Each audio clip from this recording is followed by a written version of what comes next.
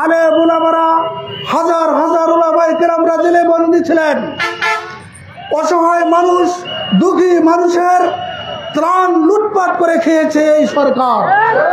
সংগ্রামী ভাইয়েরা আমার, আমরা দেখেছি জিয়ার আমলের সরকার দেখেছি, বিএনপির আমলের সরকার দেখেছি, 4 দলীয় সরকার দেখেছি, খুনি হাসিনার সরকার দেখেছি। কোন সরকার আমাদের জানের নিরাপত্তা দিতে পারে নাই। আমরা এই হাতীবান্ধায় ইসলামী আন্দোলনের কর্মীদেরকে হেনস্থ করা হয়েছিল, ব্যানার সরিয়ে ফেলা হয়েছিল। ইসলামী আন্দোলনের কোন মিছিল মিটিং হাতীবান্ধায় করতে দেওয়া হয় নাই। আল্লাহ রাব্বুল আলামিন 100 রক্তের বিনিময়ে বৈষম্য বিরোধী আন্দোলনে, ছাত্র জনতার আন্দোলনে খুনি হাসিনা এদেশ থেকে পালাতে বাধ্য হয়েছিল। সংগ্রামী ভাইয়েরা আমার, আপনাদেরকে উদারত আহ্বান জানাবো, বসে থাকার সময় নাই। আমরা অনেক সরকার দেখেছি, প্রতিটি সরকারের আমলে এই বাংলাদেশ দুর্নীতিতে 1 নম্বর হয়েছিল, দুর্নীতি হয়েছিল। কোন সরকার আমাদের ন্যায্য অধিকার দিতে পারে নাই। তাই ইসলামী আন্দোলন বাংলাদেশ আপনাদেরকে দিচ্ছে না, এই মুহূর্তে দরকার ইসলামী সরকার। এই বাংলাদেশে যদি ইসলামী সরকার আসে যায়, ইনশাআল্লাহ সারা বাংলাদেশের কোন মানুষের কেউ দুর্নীতি করবে না এবং মানুষের সাম্য, মানবিক মর্যাদা এবং সামাজিক ন্যায় বিচার আবার ফিরে পাবে ইনশাআল্লাহ। সংগ্রামী ভাইয়েরা আমার, আমরা এমন একটা দেশে অবস্থান করেছিলাম, আমরা হেফাজতের কথা ভুলে যাই নাই, যেখানে লক্ষ লক্ষ আলেম উলামাদের রক্ত ধরেছে, যেখানে এমন কোনো জায়গা ছিল না যেখানে মানুষ নিষ্পেষিত হয়েছিল। সারা বাংলাদেশ কারাগারে আবদ্ধ ছিলাম আমরা এই স্বাধীন দেশে, আমরা স্বাধীন ভূমিতে আমরা আবারও বলি আলহামদুলিল্লাহ। সংগ্রামী ভাইয়েরা আমার, আপনাদের কাছে উদাত্ত আহ্বান জানাবো, আওয়ামী লীগ ভাইদের উদাত্ত আহ্বান জানাবো, বিএনপি ভাইদের উদাত্ত আহ্বান জানাবো, জাতীয় পার্টির ভাইদের উদাত্ত আহ্বান জানাবো। বঙ্গবন্ধুর আদর্শে আদর্শিত হয়ে, জিয়ার আদর্শে আদর্শিত হয়ে, ইরশাদের আদর্শে আদর্শিত হয়ে জান্নাত পাওয়া যাবে না। জান্নাত আল্লাহ এবং আল্লাহ রাসূলের আদর্শ ছাড়া জান্নাত যাওয়ার কোনো পথ নাই। তাই আসুন আপনারা এমন দল করেন যে দল করলে মানুষ ইন্না লিল্লাহ না করে আলহামদুলিল্লাহ বলে, এই রকম দলের প্রয়োজন নাই।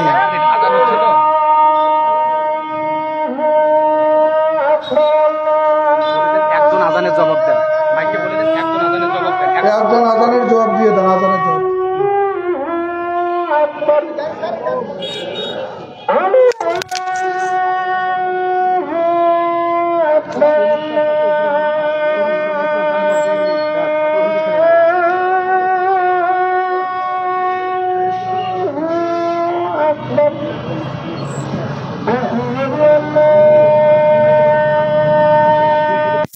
প্রিয় দর্শক, আজানের বিরতি হচ্ছে। আজানের বিরতির পরপরই আমরা আবারও আজকের এই সমাবেশে সরাসরি চলে যাব।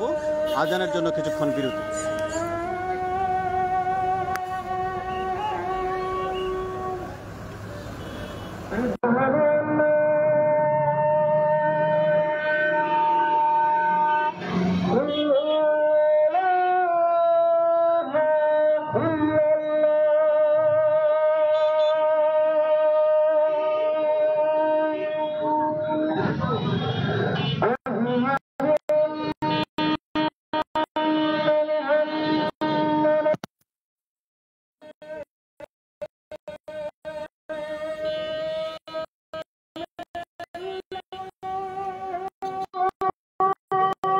প্রিয় দর্শক, এলনুচ অনলাইনে আপনার কাছে আমি আসাদুজ্জামান সাথে জানিয়ে রাখি যে লালমনিরহাটের হাতীবান্ধায় ইসলামী আন্দোলন বাংলাদেশের উদ্যোগে গণসমাবেশ অনুষ্ঠিত হচ্ছে। সেই গণসমাবেশে বক্তব্য রাখছেন, যেটি যার নেতৃত্বে রয়েছেন চলমনাই। এই অনুষ্ঠান চলছে, আমরা দেখছি অতিথিবৃন্দু বক্তব্য দিচ্ছেন। হয়তো আজানের কারণে একটু বিরতি, আজান শেষেই আবারও তারা অনুষ্ঠানে চলে যাবেন। আপনারা দেখছেন যে আসন গ্রহণ করছে, ইতিমধ্যে অনেকেই বক্তব্য দিয়েছেন।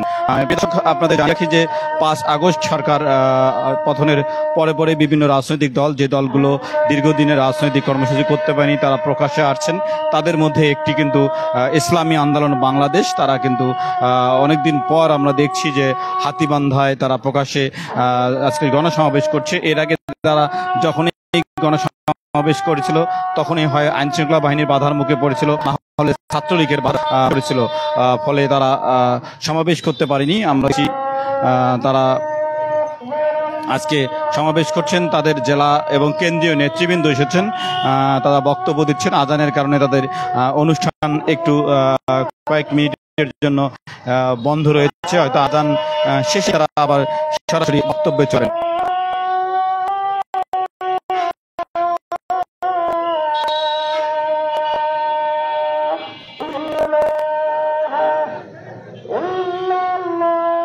আমরা আবারও আজান শেষ হয়তো আমরা আবারও তারা বক্তব্যে যাবে, আমরা আবারও আপনাদেরকে সে বক্তব্যে নিয়ে যাচ্ছি।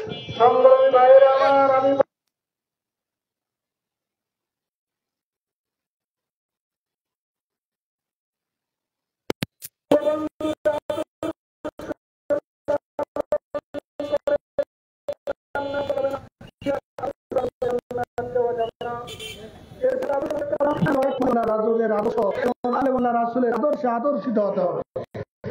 এই জন্য সংগ্রামী ভাইয়েরা আমার, সবাইকে ইসলামী আন্দোলনে যোগদান করে আল্লাহর জমিনে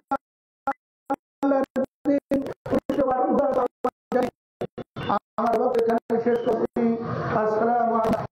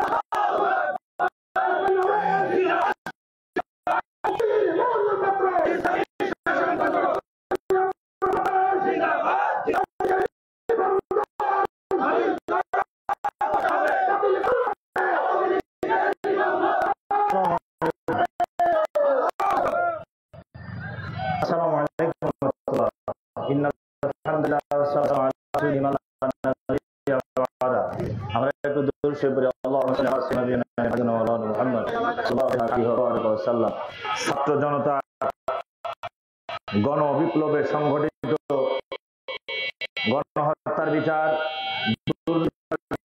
অবৈধ সম্পদ তাদেরকে সুষ্ঠু একযোগে গণ বিপ্লবে আজকের এই মিছিলে উপস্থিত ইসলামী আন্দোলন বাংলাদেশ লালমনিরহাট জেলা আমার উপস্থিত হাতীবান্ধা উপজেলা ওয়ার্ড ইউনিয়ন থেকে আমার আশেপাশে অটো চালক, রিক্সাচালক, কর্মী ভাইয়েরা যে সকল আমার থেকে সালাম। আসসালামু আলাইকুম ওয়া রাহমাতুল্লাহ। সুবহানাহু ওয়া তাআলা বলেন, কুলিল্লাহুম্মা মালিকাল মুলক, হে মুলক আসমান এবং জমিনের একচ্ছত্র ক্ষমতার অধিকারী একমাত্র আমি আল্লাহ। কিন্তু আমরা দেখেছি বাংলাদেশের স্বৈর শাসক খুনি হাসিনা তিনি কোরআনের আয়াতকে অস্বীকার করে তিনি মনে বাংলাদেশের একচ্ছত্র ক্ষমতার সে 17 ক্ষমতার ক্ষমতার মাধ্যমে ক্ষমতা বসে বাংলাদেশের মানুষকে কল্যাণের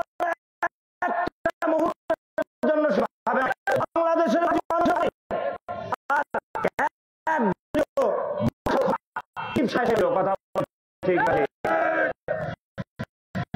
কিন্তু আছে বাংলাদেশ দীর্ঘদিন এই ক্ষমতার বাংলাদেশে এমন এবং মানুষের মানুষ করেছে যা বাংলাদেশের মানুষ জীবনের পরতে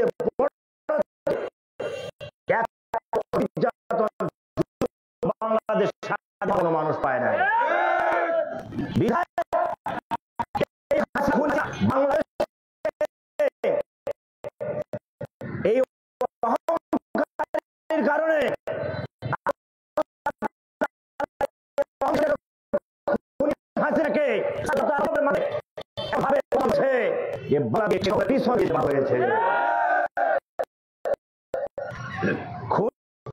কিন্তু বাংলাদেশের ছাত্র এবং এই জনতার আন্দোলনের রোষানবে খাবার করতে পারে সময়টুকু আল্লাহকে দেয় নাই।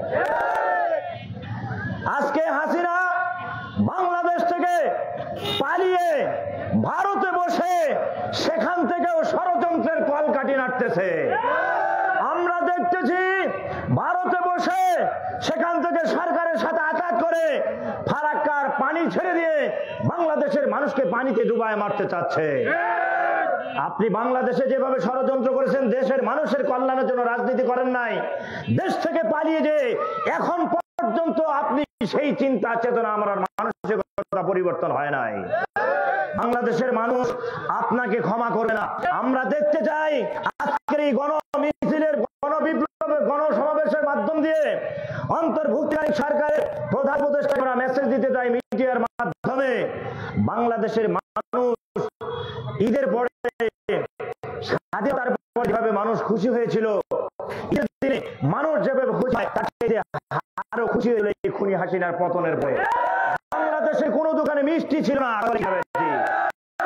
আমি মনে করি আর একটা খুশি সেই দিন হবে এই গণসমাবেশ থেকে সাংবাদিক ভাইদের মাধ্যমে, মিডিয়া কর্মীর ভাইয়ের মাধ্যমে আমরা মেসেজ দিতে চাই, ওই খুনি হাসিনাকে ভারত থেকে ইন্টারপোলের মাধ্যমে ধরে এনে বাংলাদেশের মানুষের সামনে ফাঁসির কাস্টে ঝুলিয়ে তার সর্বোচ্চ বিচার শাস্তি করতে হবে।